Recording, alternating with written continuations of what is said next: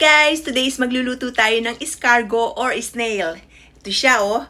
Ito yung mga suso dyan sa garden. Ayan, so meron siyang persil, creme, and then bawang. Ayan, so nabili ko na ito ng ganito na. So ilalagay lang natin sa oven. So ayan siya. Ilagay lang natin. Bumili lang ako ng isang supot. So ayusin lang natin bago natin ilagay sa ating oven. Ito is may butter, persil, and then may bawang. So masarap ito guys.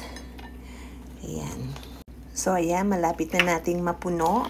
Makikita nyo malalaki itong klaseng suso na to. So escargot. Ayan, from Bourgogne.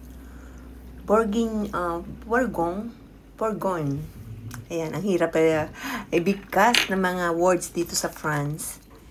Ayan, oh.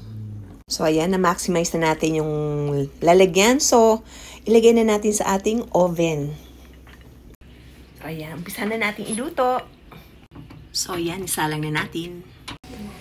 So, I think, ayan, luto na yung ating escargot or suso, snail.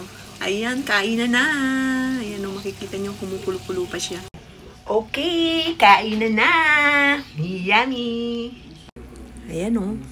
Super yummy talaga.